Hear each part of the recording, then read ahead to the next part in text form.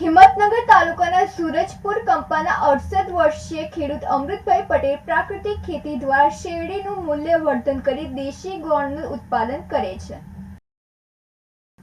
સાબરકાંઠા જિલ્લાના હિંમતનગર તાલુકાના સૂરજપુરા કંપાના 68 વર્ષીય ખેડૂત અમૃતભાઈ પટેલ 2009 થી પ્રાકૃતિક ખેતી સાથે જોડાયા છે। ઓલ્ડ એસએસસી નો અભ્યાસ કરીને બાપ દાદાના વ્યવસાયને અપનાવીને ખેતીની શરૂઆત કરી હતી અને આજે પોતાની 15 વીઘા જમીનમાં ગાય આધારિત પ્રાકૃતિક ખેતી કરે છે। પ્રાકૃતિક ખેતી પદ્ધતિથી શેરડીનું ઉત્પાદન કરીને તેનું મૂલ્યવર્ધન કરી દેશી ગોળનું ઉત્પાદન કરીને કમાણી કરે છે।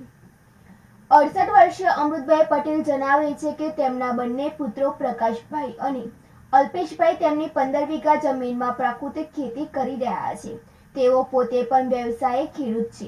2009માં પ્રથમ વખતે જ્યારે તેમને સુભાષ પાલેકર દ્વારા ગાય આધારિત આ ખેતી વિશે જાણકારી મળી અને ધીમે ધીમે આ ખેતીની શરૂઆત કરી હતી।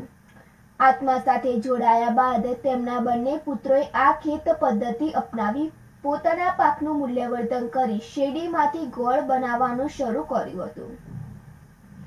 અમૃતભાઈ જણાવે છે કે ખેતી તેમને વારસામાં મળેલ વ્યવસાય છે, તેથી તેઓ 2009 પહેલા રાસાયણિક ખેતી કરતા હતા જેમાં ઉત્પાદન મળતું, પરંતુ તેની સામે રાસાયણિક ખાતરો અને જંતુનાશક દવાઓ તેમજ હાઇબ્રિડ બિયારણનો ખર્ચો પણ ખૂબ જ વધી જતો હતો, જેના કારણે નફો બિલકુલ ઓછો મળતો હતો અને આત્મા સાથે જોડાયા બાદ પ્રાકૃતિક ખેતીના અભિગમ અને જરૂરિયાત અંગે સમજ મળી। રાસાયણિક ખેતીમાં બટાટા, ઘઉં, મરચાં, મગફળી, કપાસ વગેરેની ખેતી કરતા હતા। વધુમાં જેમને જણાવ્યું કે પ્રાકૃતિક ખેતીમાં શેરડીની ખેતી એકવાર વાવ્યા પછી 5 થી 7 વર્ષ સુધી એ જ શેરડીની કાપણી કરાય છે।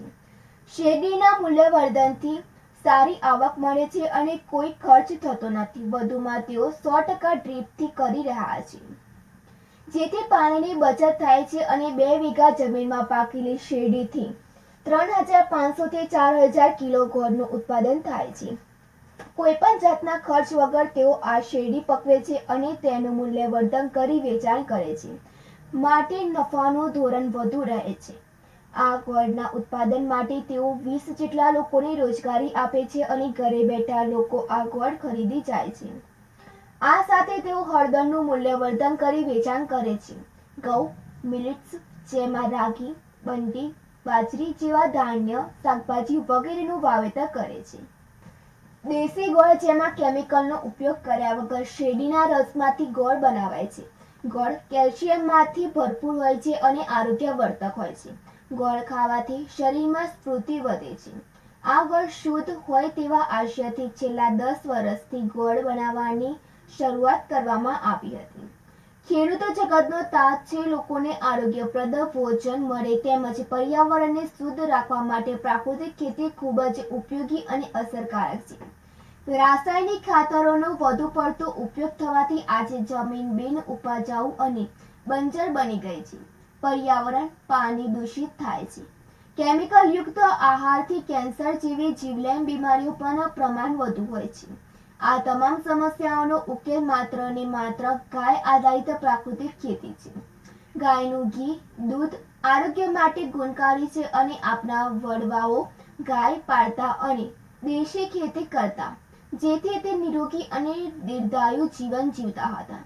આજે સાબરકાંઠા જિલ્લામાં 34,000 થી વધુ ખેડૂતો આ ખેતી અપનાવી રહ્યા છે। આવનારા ભવિષ્યમાં આ સંખ્યા વધશે, જેથી જમીનમાં અને પર્યાવરણ સ્વસ્થ બનશે અને વડાપ્રધાન નરેન્દ્રભાઈ મોદી તથા આપના રાજ્યપાલ આચાર્ય દેવવ્રતજી પ્રાકૃતિક ખેતીને આગળ વધારવા માટે અનેક યોજનાઓ અમલી બનાવી છે, માટે દરેક ખેડૂત આ ખેતી અપનાવે એવી આગ્રહભરી અપીલ અમૃતભાઈ પટેલે કરી રહ્યા છે। આબિદપુરા સાથે તનિષા પરમાર, સિટી ન્યૂઝ, હિંમતનગર। પહેલાં આમ તો લગભગ 2009થી ખેતી કરતો હતો, પણ ઘઉં બનાવતો હતો, પણ 10 વર્ષથી ગોળ બનાવું છું।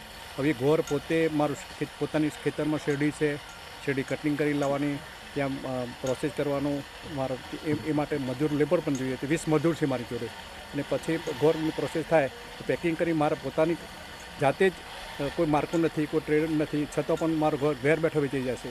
અને એટલી બધી ડિમાન્ડ છે રાજકોટ સુધી, અમદાવાદ સુધી, બધી જગ્યાએ મારું ઘર ડિમાન્ડ જ એટલી ઊભી થઈ છે. એટલે ઘરની પ્રોસેસ મને ગમી છે. મને આ શોખ હતો પ્રાકૃતિક ખેતી કરવાનો, અને આ પ્રાકૃતિક ખેતી કરવા માટે સુભાષ પાલેકરનું ખૂબ એ હતું. એને લીધે મને આ પ્રોત્સાહન મળ્યું, અને પ્રોત્સાહન કરતો આ બધી ગાય આધારિત ખેતી છે મારી. અત્યારે કોકરેજ ગાયો છે ઘરે, એનું ઘી, દૂધ, છાણ, ગૌમૂત્રની જે અમૃત બનાવી અને પછી આ ખેતીમાં આપું છું. અને એના લીધે કોઈ ડીએપીની, પેસ્ટિસાઇડની, યુરિયાની કશું એક રૂપિયાનું ઇનપુટ નથી, આઉટપુટ નથી, ઇનપુટ કોઈ ખર્ચ જ નથી એમ ટૂંકમાં મારા માટે. એટલે મને ખૂબ આમાં રસ પણ છે અને મજા પણ આવે છે. અને લોકોને શું કે લોકો સુધી પહોંચાડવાનું અને એ લોકો હેલ્ધી થાય, એની આરોગ્ય સુધરે, એ માટે મારો પૂરો પ્રયત્ન છે. અને હું આ કરવા માગું છું. મારા છોકરા પણ બે ખેતી કરે છે, એ પણ આ પ્રાકૃતિક ખેતી કરે છે. બરાબર, મને કંઈ આમાં આનંદ આવે છે. બસ અસ્તુ. ગુજરાત રાજ્ય બાળ અધિકારી સંરક્ષણ આયોગના અધ્યક્ષ ધર્મિષ્ઠાબેન ગજ્જરે સાબરકાંઠાની મુલાકાત લઈ બાળકોના અધિકાર અને તેમની સંભાળ અંગે અમલીકરણ અધિકારીઓ સાથે બેઠક કરી વિગતવાર ચર્ચા કરી માર્ગદર્શન આપ્યું હતું. ગુજરાત રાજ્ય બાળ અધિકારી સંરક્ષણ આયોગના અધ્યક્ષ શ્રીમતી ધર્મિષ્ઠાબેન ગજ્જરે સાબરકાંઠાની મુલાકાત લઈ બાળકોના અધિકાર અને તેમની સંભાળ અંગે અમલીકરણ અધિકારીઓ સાથે બેઠક કરી વિગતવાર ચર્ચા કરી માર્ગદર્શન આપ્યું હતું. આ બેઠકમાં સાબરકાંઠા જિલ્લામાં બાળકોના વિકાસ માટે કરવામાં આવતી પ્રવૃત્તિ અંગે વિગતવાર ચર્ચા કરવામાં આવી હતી. આ બેઠકમાં બાળકોના પોષણ, આરોગ્ય અને શિક્ષણ, પાલક માતા પિતા યોજના, પાપા પગલી પ્રોજેક્ટ, બાળકોના પુનઃસ્થાપન તેમજ બાળકો માટેની વિવિધ યોજનાઓ અંગે અધ્યક્ષ સ્થાને અમલીકરણ અધિકારીઓ દ્વારા જાણકારી આપવામાં આવી હતી. આ સાથે બાળકો સાથે થયેલા ગુના, પોસ્કો કેસ અંગે જાણકારી આપી હતી.